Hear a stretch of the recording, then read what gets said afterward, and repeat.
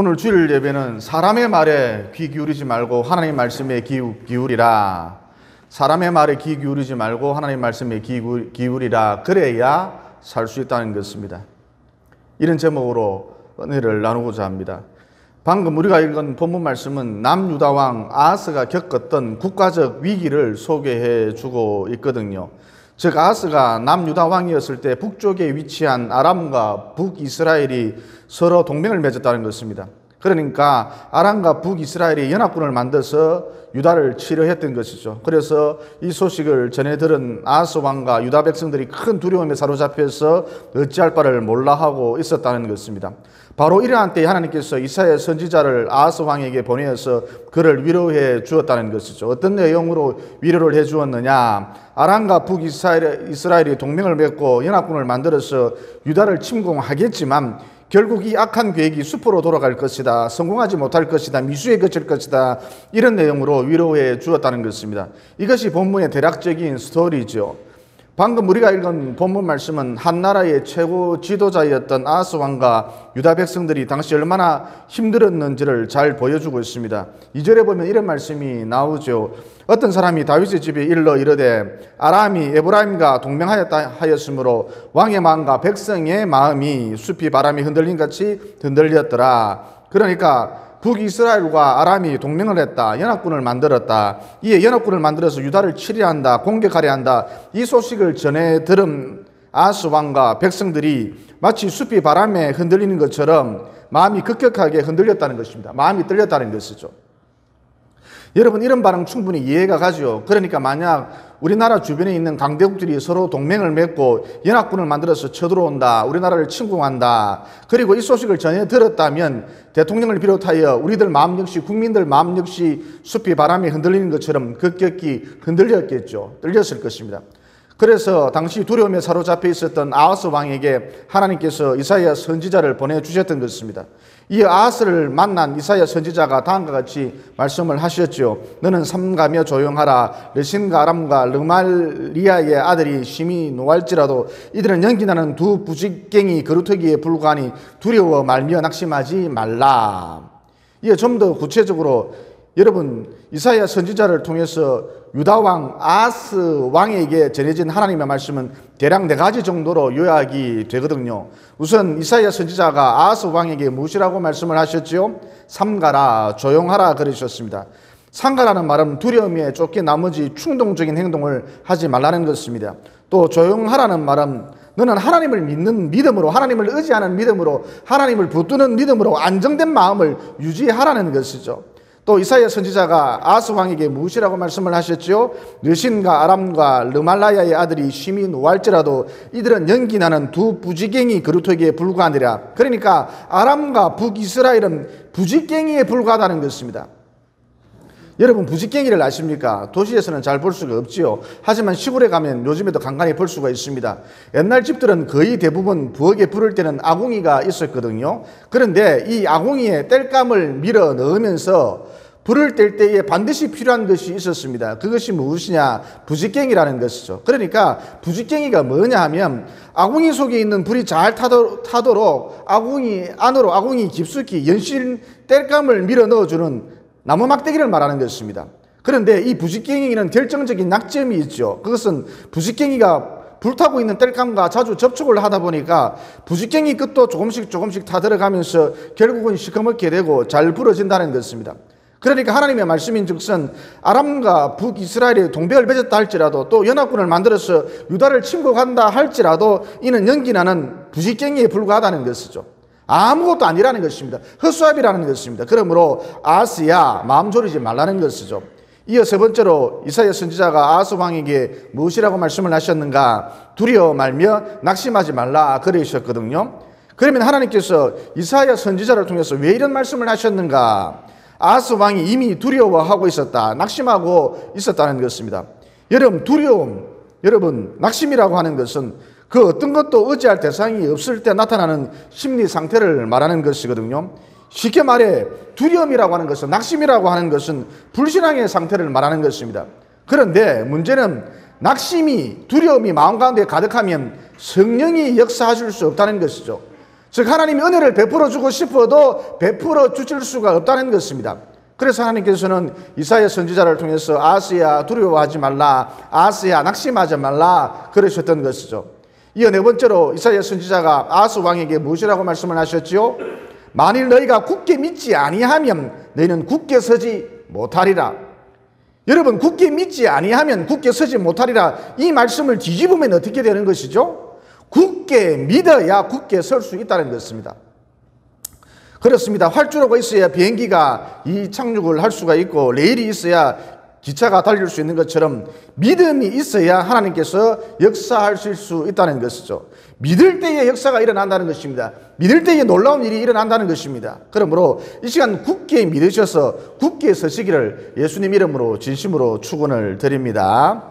이어 아하스 왕이 두려워하고 낙심하는 것을 보면서 우리는 사람이 두려워하고 낙심하는 원리를 발견하게 되죠. 여러분, 사람이 언제 두려워합니까?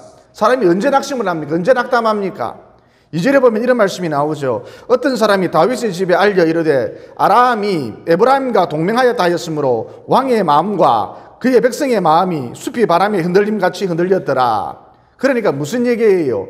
아람과 북이스라엘이 동맹했다, 연합군을 만들어서 쳐들어온다, 이 사실 자체가 낙심과 두려움을 주지만 결정적인 것은 이런 이야기를 전해 들었을 때에, 이런 소식을 전해 들었을 때에 그때부터 아하스 왕과 백성들이 두려워하고 낙심했다는 것이죠. 따라서 사람이 언제 두려워하느냐, 사람이 언제 낙심을 하느냐, 사람의 말에 귀 기울일 때 그때부터라는 것이죠. 여러분, 사람의 말은 대부분 부정적입니다. 그러면 사람의 말이 왜 부정적일까요? 그것은 인간의 죄성 때문이라는 것이죠. 그러니까 인간은 처음부터 죄인이기 때문에 그 하는 말이 부정적일 수밖에 없다는 것입니다. 그래서 여러분, 장시간 커피숍에 앉아서 수다 떠는 거 좋은 게 아니라니까요.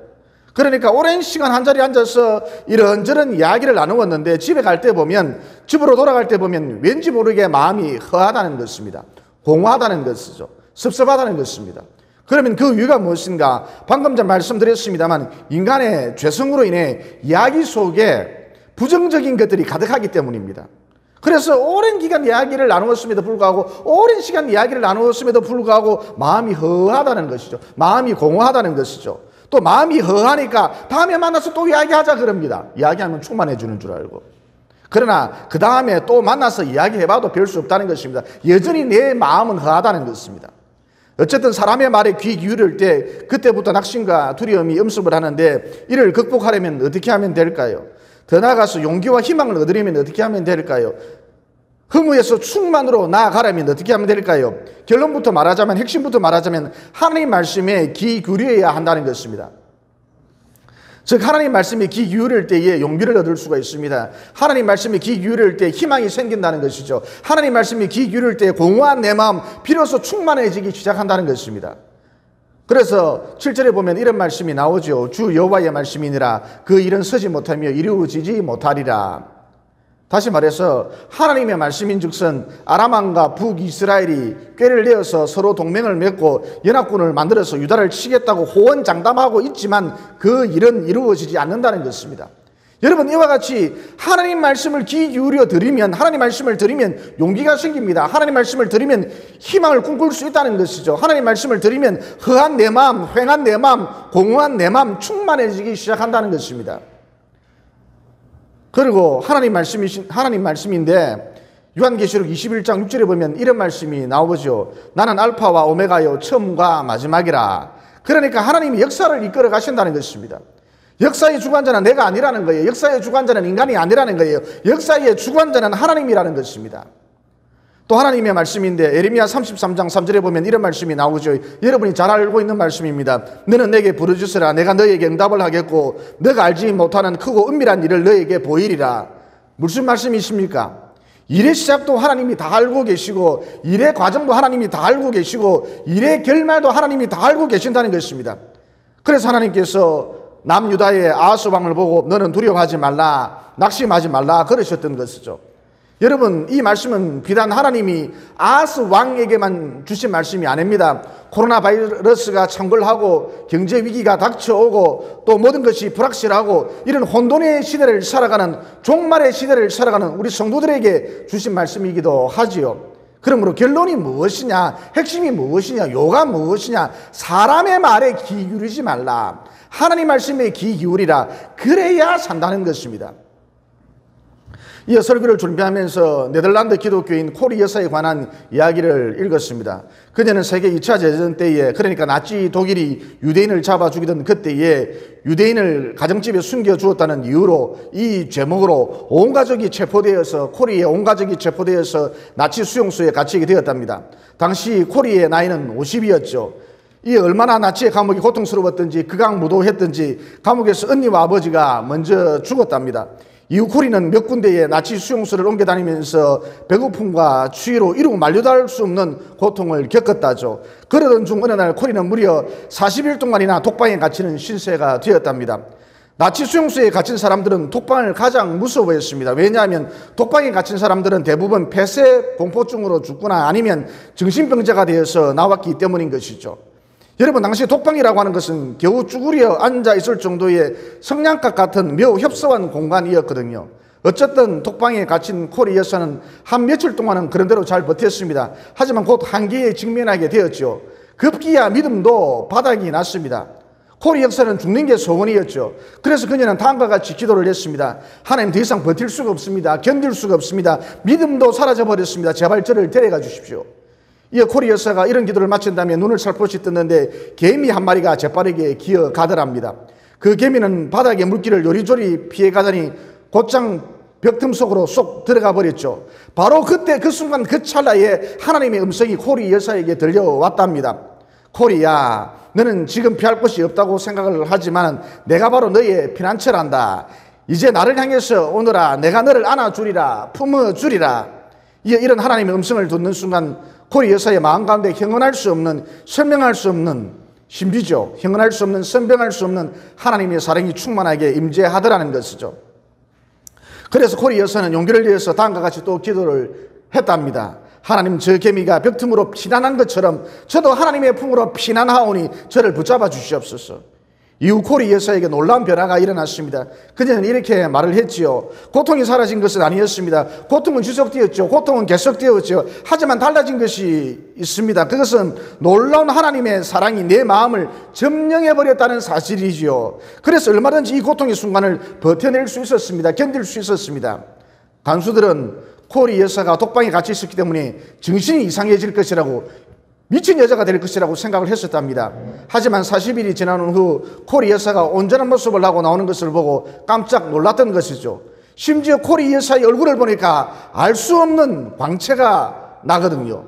이 간수들이 어찌된 영문인가, 저 빛은 도대체 무엇인가, 그러면서 충격을 받았다는 것입니다. 여러분, 사람은 살아가면서 어쩔 수 없이 사람의 말을 들을 수밖에 없습니다. 그러나 앞서도 말씀드렸습니다만 사람은 죄성을 갖고 있기 때문에 그 하는 말들이 대부분 부정적이라는 것이죠. 따라서 사람의 말을 듣는 나도 부정적으로 변할 수밖에 없다는 것입니다. 계속 사람과 이야기해 보세요. 내가 부정적으로 변한다는 것입니다. 그러면 이제 어떻게 해야 하죠? 거듭 강조합니다. 사람의 말에 귀 기울이지 말고 하나님 말씀에 귀 기울이라는 것입니다. 그래야 비로소 회복된다는 것입니다. 그래야 살 수 있다는 것입니다. 그래야 내가 숨을 쉴 수 있다는 것입니다. 그리고 히브리서 4장 12절에 보면 이런 말씀이 나오죠. 하나님의 말씀은 살아있고 활력이 있어 좌우의 날선 어떤 검보다 예리하여 혼과 영과 및 관절과 골수를 찔러 쪼개기까지 하며 또 마음의 생각과 뜻을 판단하시느니라. 그러니까 한마디로 하나님의 말씀은 사람의 말과는 달리 살아있는 생선처럼 화라처럼 펄쩍펄쩍 살아서 꿈틀거린다는 것입니다.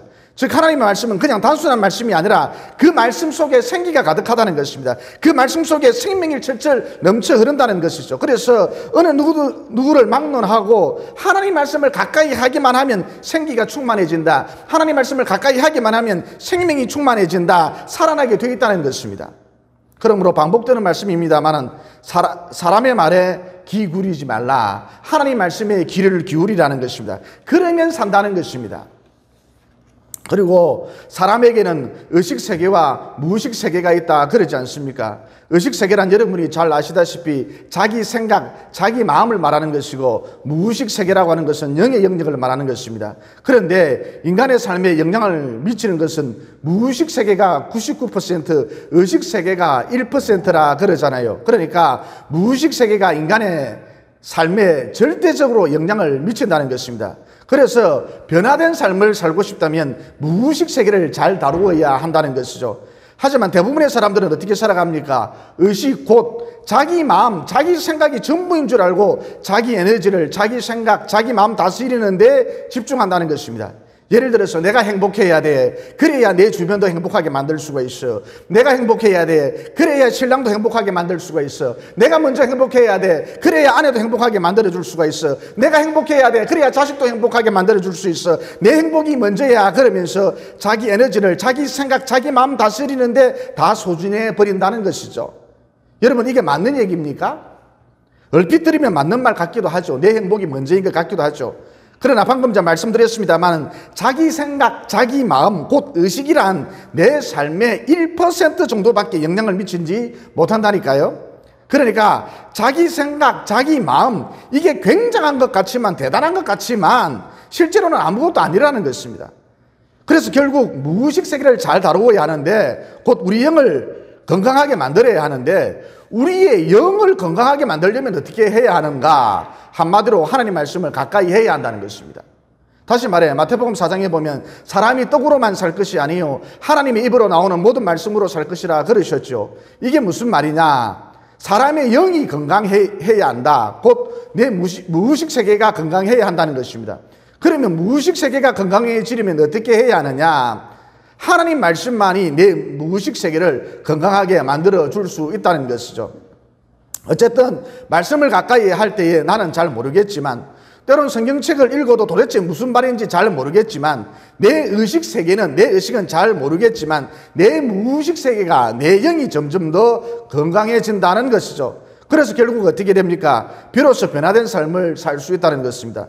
이 변화가 내 주변도 점점 변화시켜 나간다는 것이죠. 그러므로 나를 부정적으로 만드는 사람의 말에 귀 기울이지 마시고 하나님 말씀에 귀를 기울이심으로 남은 여생 변화된 삶을 사시고 또 내 주변도 점점 변화시켜 나가는 하나님의 사람들이 모두 되시기를 예수님 이름으로 진심으로 축원을 드립니다.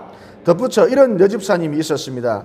요즘같이 어려운 시절 직장 생활을 하는 데 있어서도 잘 견뎌나가시고 또 교회에서도 구역장, 조장, 팀장, 반장 이런 리더 자리를 도맡으셔서 열심히 충성봉사하시더라는 것이죠. 그런데 알고 보니까 이분 큰 아픔이 있더라는 것입니다. 남편이 이 여집사님을 버리고 간 거예요. 딴사님을 차리고 거기서 자식까지 낳았다는 것입니다. 천하에 죽일 놈이죠. 또 얼마간은 양육비를 잘 보내주더니 그것마저도 끊어버렸답니다. 그래서 혼자서 홀로 고생하면서 자녀를 키우고 있는 거예요. 여러분, 이런 상황이면 신세 하탄을 하거나 주저앉기 십상이겠죠. 사는 재미도 없을 것이고 신앙도 버리기가 쉽습니다. 그런데 이 여집사님은 1인 3역, 4역, 5역을 하면서 활기차게 사는 거예요. 그러면 어째서 이런 일이 가능한가? 믿음으로 뚫고 나가더라는 것입니다. 난간의 벽을, 위기의 벽을 믿음으로 돌파해 나가더라는 것이죠. 이분이 말하길 여호와는 나의 목자시니 내게 부족함이 없으리로다.